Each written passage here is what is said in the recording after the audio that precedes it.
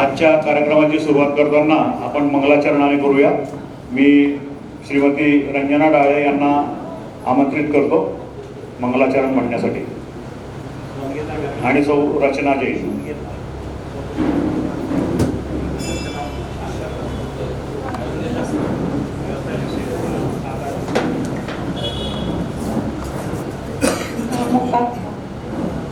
नमोकार मंत्र है न्यारा उसने लाखों पुकारा, इस महामंत्र का जाप करो भवजल से मिले किनारा। नमो हरिहंताणम नमो सिद्धाणम नमो आयर्याणम नमो वछायाणम नमो लोहे सौवसाहुनम सौ पंच नमोकारो सौव पावो पणासनो मंगलाणंचे सौवेसी परमं वै मंगल परमं वै मंगल।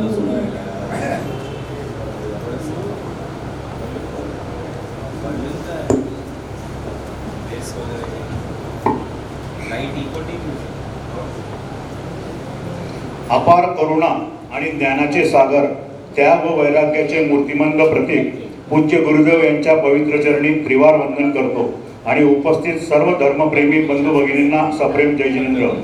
आपण अत्यंत भाग्यवान आहोत की आज आपल्यात साक्षात तीर्थंकर भगवंतांच्या समोसरणाची आठवण करून देणाऱ्या आत्मज्ञानाने परिपूर्ण अशा जैन मुनींचे मुखातून पावन प्रवचन ऐकण्याचे परम भाग्य लाभलेले आहे। जैन धर्म हा केवळ एक धर्म नसून तो जीवन जगण्याची एक श्रेष्ठ आणि वैज्ञानिक कला आहे।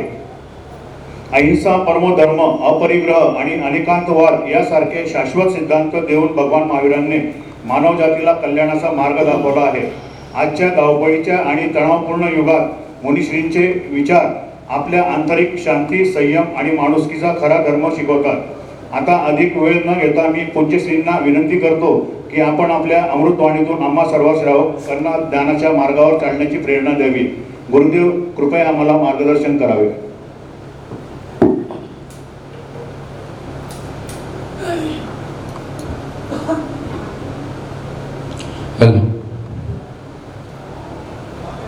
जय मंगल भूदाणम विमलाननानदंशन मयाणम त्रैलोक्य सेयराणम नमो सया सब सिद्धाणम देवनंदिज गणित नमो ज्ञान कले खिल जाय गुरुवर की ज्ञान गंगा में जीवन मम दुल जाय। सरस्वती नमस्तस्यै विमल ज्ञान मूर्ते विचित्रालोकयात्रेयं यत्प्रसादात् प्रवर्तते। जय बोलो देवादेव 1008 श्री चिंतामणि पार्श्वनाथ भगवान के। चारित्र चक्रवर्ती आचार्य श्री शांति सागर जी महाराज के। परम पूज्य गणाधिपति गंडराचार्य गुरुवर कुंतु सागर जी महाराज के। परम पूज्य गुरुवर प्रज्ञाश्रमण आचार्य श्री देवनंदी जी महाराज के। श्रीमद जैन धर्म की जय बोलो आचार्य श्री अमरकीर्ति जी महाराज की। मोबाइल बंद ठेवा सगळ्यांना। धर्म स्नेह भव्य आत्माओं,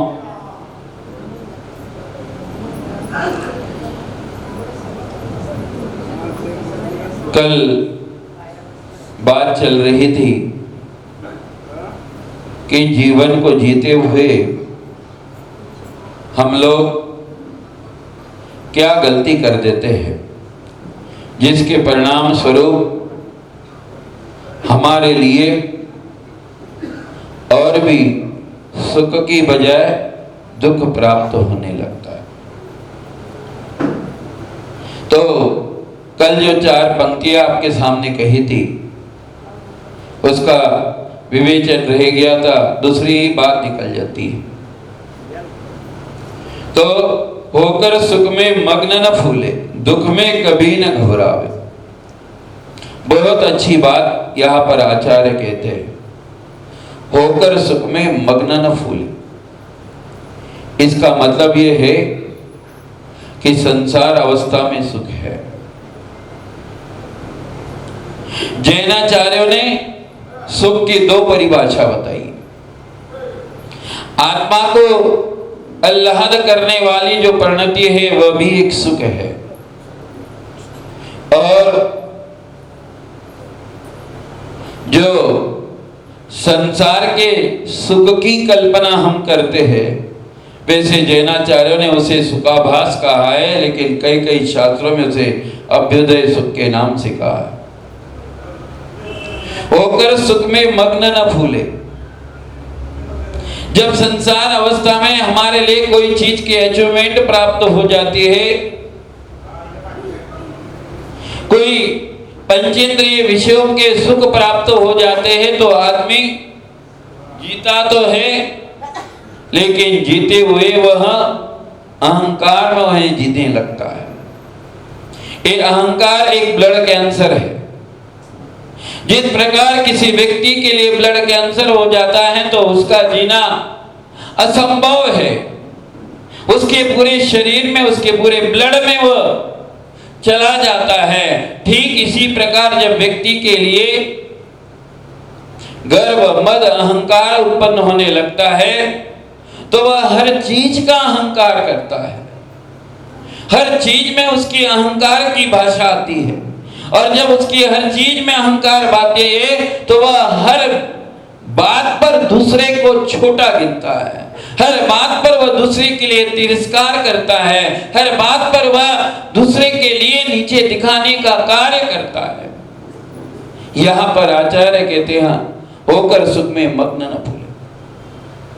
जिन सुखों को प्राप्त करके, जिस वैभव को प्राप्त करके व्यक्ति अहंकार में डूबने लगता है, आचार्य कहते हैं वह कितने प्रकार का है। ज्ञानम पूजा कुलम जाति बलम वृद्धि तपो वपु अष्टावशतमानितम। आचार्य समंत भद्र कहते हैं कि वह 8 प्रकार का बिच्छू है जो आदमी के लिए डंक मारता है। ज्ञानम पूजा कुलम जाति, 2-4 किताबें हम पढ़ लेते हैं, 2-4 शास्त्रों को हम पढ़ लेते हैं, 2-4 टीवी पे न्यूज पढ़ लेते हैं। आजकल तो उतना भी बुद्धि लगाने की जरूरत नहीं, क्योंकि ये आय का जमाना है। जिसको संस्कृत नहीं आती है वो एआई से संस्कृत के लेख लिख रहा है। जिसको कविता नहीं आती है वो एआई के लेकर कविता लिख रहा है। मतलब एआई ने हमारे बुद्धि की क्षमता को खत्म कर दिया। पहले गूगल था, अब एआई आ गया, तो तुम्हारी जो विचार करने की शक्ति थी, जो बुद्धि को हम तकलीफ देते, जो बुद्धि को हम विचार करने की क्षमता थी, उस पूरी क्षमता को हमने समाप्त कर दिया। कोई नया विचार तुम्हारे दिमाग में आता ही नहीं, कोई तुम्हारी बुद्धि को कोई परिश्रम है ही नहीं। कोई भी चीज आपके लिए अगर देखना है, कोई भी चीज समझना है, तुरंत बोलते बोले गूगल पर देखो, सर्च करो। अरे यहाँ तक कि बच्चों का नाम भी लेना है, बच्चों का नाम भी ढूंढना है, तो उसके लिए भी गूगल का सहारा लेना। हर चीज के लिए हम भौतिक साधनों के अधीन हो गए, और इन भौतिक बल पर मत इतराओ। लेकिन इन भौतिक वस्तुओं को प्राप्त करके ही व्यक्ति इतराता है, बल्कि भौतिक युग से ज्यादा क्षमता हमारे आत्मा के अंदर है। क्या आपको लगता है कि 1 मिनट में कॉल करने से आप अमेरिका बात कर सकते हो? इतना बड़ा विज्ञान है और विज्ञान ने आविष्कार किया, तो क्या जैनाचार्य कहते कि आविष्कार अपनी आत्मा के अंदर नहीं है? वो ज्ञान आपकी आत्मा के अंदर है, जिसको जैनाचार्य ने प्रतिपादित किया है, अवधि ज्ञान, मनपरे ज्ञान और केवल ज्ञान, जिसका नाम अभी कभी आपने सुना नहीं होगा। एक ज्ञान के नाम सिर्फ जैन फिलॉसफी में आपके लिए प्राप्त हो गए। वो ऐसा ज्ञान कि यहाँ बैठे बैठे वह मुंबई के अंदर क्या हो रहा है ये जानने की क्षमता अगर किसी के अंदर होती है तो ऐसा अवधि ज्ञान होता है। या बैठे बैठे स्वर्ग और नरक के अंदर कौन सा जीव क्या कर रहा है, ये जानने की क्षमता जिस ज्ञान के अंदर होता है वह ज्ञान अवधि ज्ञान है। ऐसा सूक्ष्म ज्ञान की विवेचना जैन दर्शन के अंदर की गई है और वह ज्ञान संसार के प्रत्येक आदमी में है, ऐसा नहीं। परसों भाई साहब ने एक प्रश्न पूछा मुझे आके, क्या भाई साहब बोले हम क्या जैन धर्म को स्वीकार कर सकते हैं क्या? यहाँ आए हुए प्रवचन में से किसी व्यक्ति ने मुझे पूछा। मैंने बोला मन क्या ऐसा नहीं है कि जिसने जैन कुल में जन्म लिया है वही जैन धर्म के सिद्धांतों को स्वीकार कर सकता है? अरे जैन धर्म किसका? जो पालेगा उसका। जैन धर्म में सिर्फ मनुष्यों को नहीं तिरंजों को भी ऊपर उठाया है। जैन धर्म में ऐसे ऐसे जीवों के लिए ऊपर उठाया है कि सम्मेलन करके पहाड़ी पर दो बंदर लड़ रहे थे, दो बंदर आपस में ये कर रहे थे, झगड़ा कर रहे थे, और उस दोनों बंदर के लिए दिगंबर मुनिराज ने सदुपदेश दिया, उनके लिए मंत्र सुनाया। उन दोनों बंदरों ने उस मंत्र और उपदेश को शांति से सुना तो वे बंदर भी स्वर्ग को प्राप्त हो गए। इसलिए ये कभी मत समझना कि हम जैन कुल में जन्म नहीं लिया है, इसके लिए जैन धर्म मानव धर्म है। जगत का हर प्राणी इसको कल्याण कर सकता है। जैन धर्म में किसी व्यक्ति की विशेष की बपोती नहीं है। जैन धर्म किसी व्यक्ति विशेष का नहीं है, वह संसार के प्राणी मात्र का है। जो लोग इसके मूलभूत सिद्धांतों को स्वीकार करते हैं वे लोग अपनी आत्मा का उत्थान कर लेते हैं, वे लोग अपनी आत्मा की ऊंचाइयों को प्राप्त कर लेते हैं, वे लोग अपनी आत्मा में परमात्मा प्रकट कर लेते हैं। इतनी क्षमता इन सिद्धांतों के अंदर है।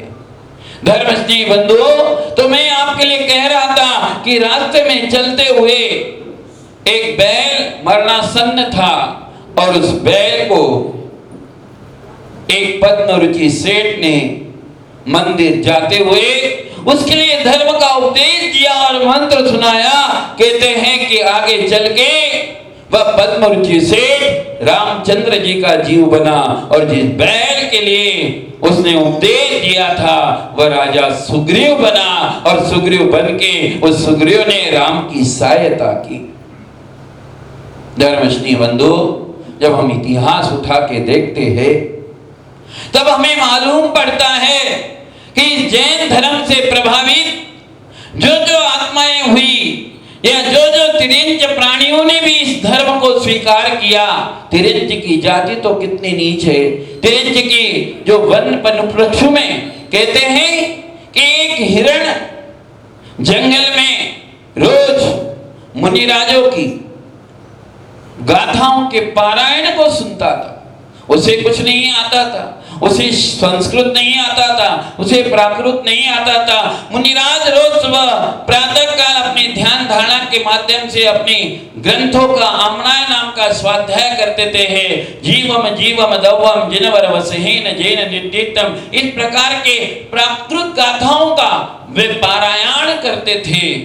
और उस पारायण को, क्योंकि हिरण जो होता है वह कर्ण प्रिय मनुष्य है, कर्ण प्रिय तिरंज है, उसे संगीत अच्छा लगता है। जहां पर संगीत आता है, जहां पर अच्छी आवाज आती है तो हिरण के पांव रुक जाते हैं। और वह भव्य जीव प्रातः काल रोज मुनिराज के इस कर्ण प्रिय शब्दों को सुनता था। तो वह शब्दों को सुनकर आचार्य कहते हैं उसके सुनने मात्र से उस जीव का कल्याण हो गया, वो मर के स्वर्ग को प्राप्त हुआ।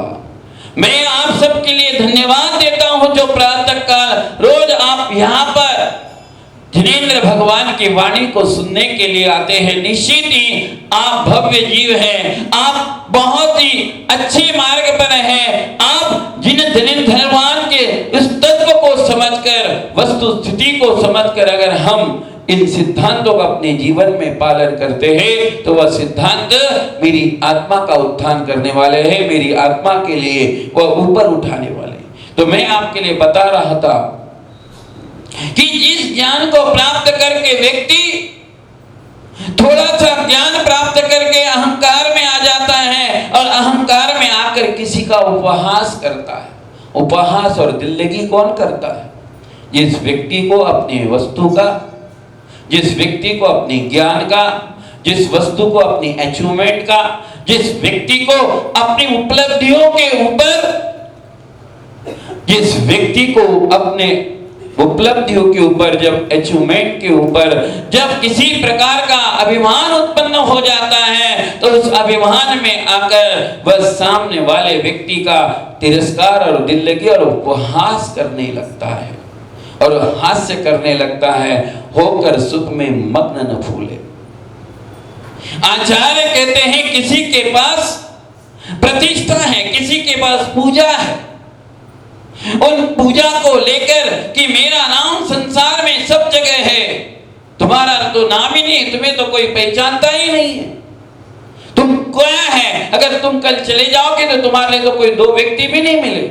मैंने तो कितनी बड़ी अचीवमेंट कर लिख के रखी है, मेरा नाम इस संसार में बहुत है। लोग आके मुझे पूछते हैं, लोग आके मुझे ही कहते हैं, लोग मेरा ही नाम लेते हैं, मेरी पूजा सर्वत्र होती है। सब लोग, अगर मैं नहीं होता तो तुम्हें कोई दो कौड़ी, कोई भोजन भी देने वाला नहीं होता।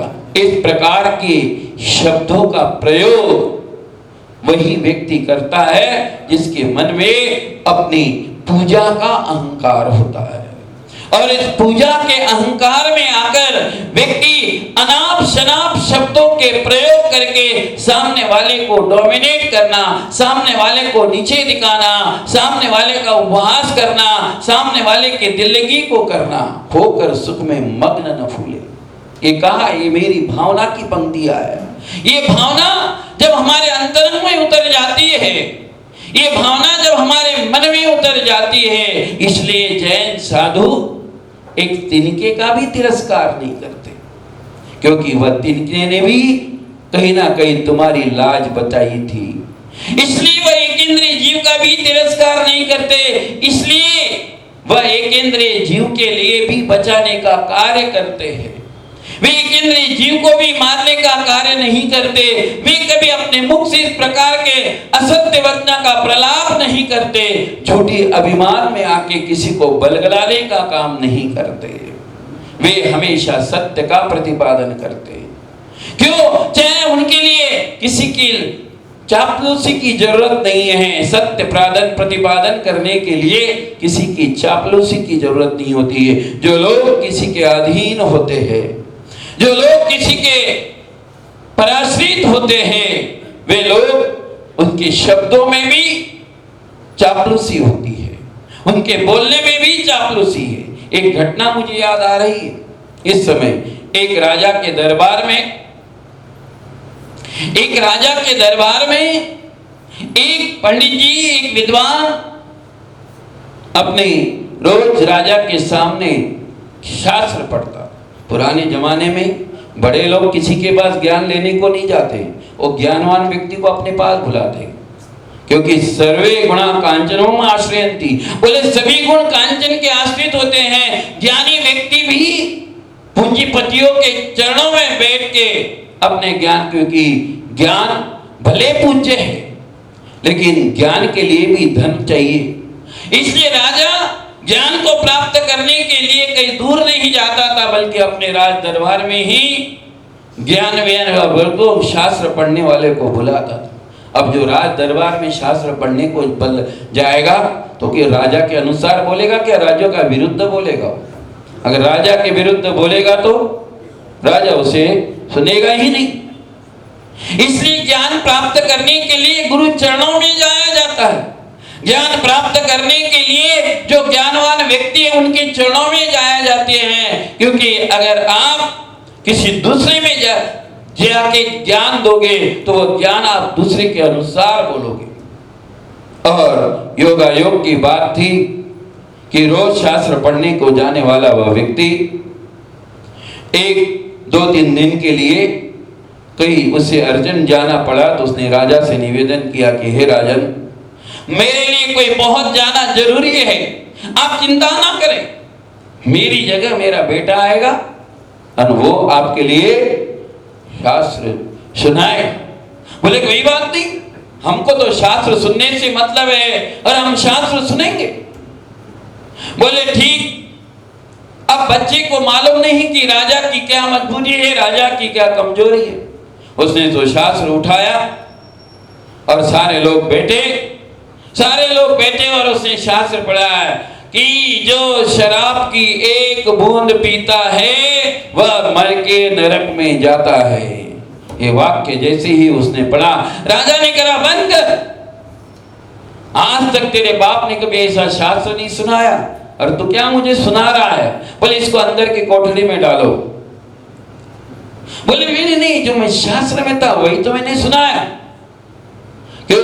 जो मैं शास्त्र के विरुद्ध तो कुछ बोला नहीं। बोले कुछ नहीं सुनना, तुम जाने जो व्यक्ति अहंकारी होता है वह किसी की बात को नहीं सुनता है, वह अपनी ही चलाता है, वह अपनी ही बोलता है। मैंने जो बोला वही होना चाहिए, अगर मैंने नहीं मेरे मन के विरुद्ध होता है तो वह सामने वाले के ऊपर इल्जाम लगा देता है, सामने वाले के ऊपर वह अनेक प्रकार के दोषारोपण करने लगता है। और ऐसा दोषारोपण उस राजा ने उस बेटे के ऊपर कर दिया। जीवन में पहली बार तो शास्त्र पढ़ने आया।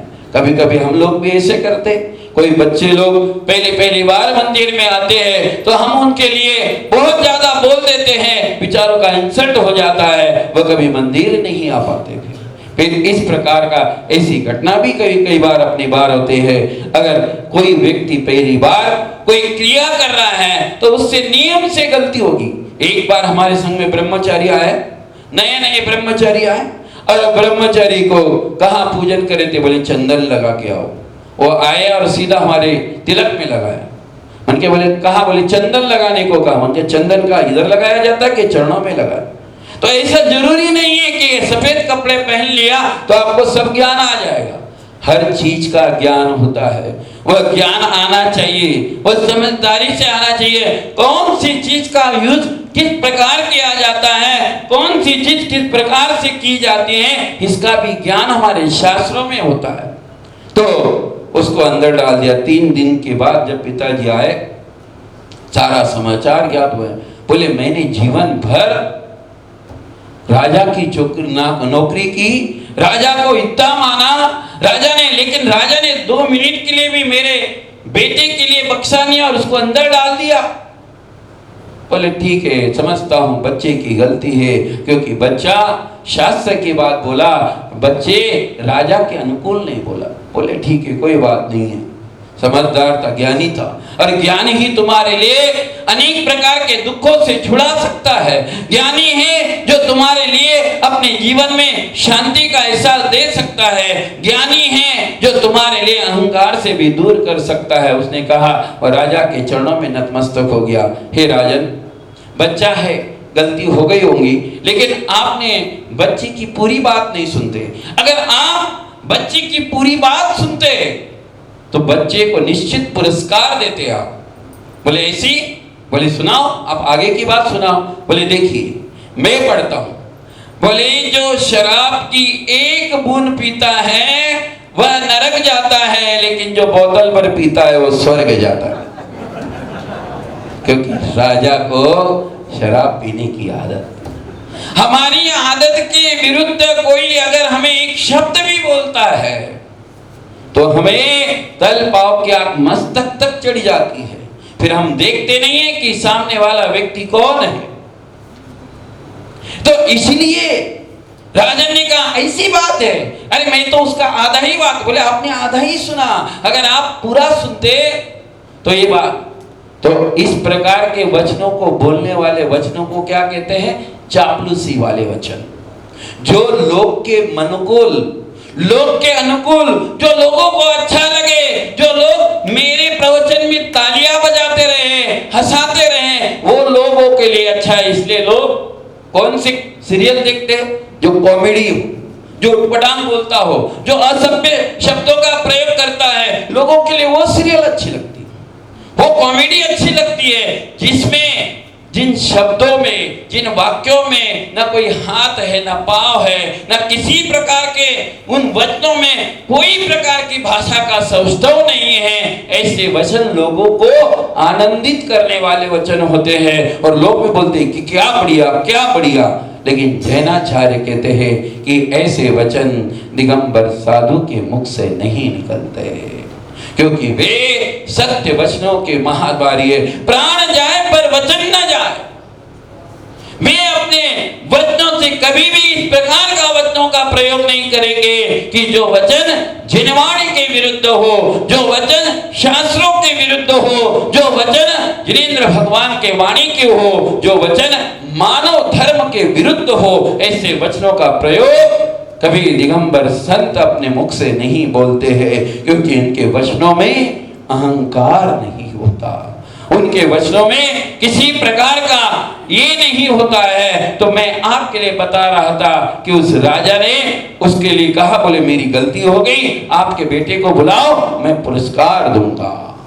क्योंकि यह वचन जो वचन है दूसरे को खुश करने वाले वचन है।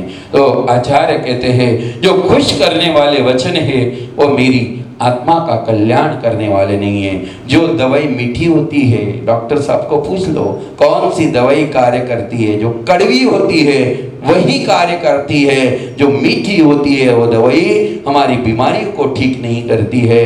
इसलिए हमारे लिए होकर सुख में मग्न न फूले, और भी इसमें बहुत सारी चीजें हैं, इसको हम कर लेंगे। आपका समय हो चुका है। जय बोलो महाराज।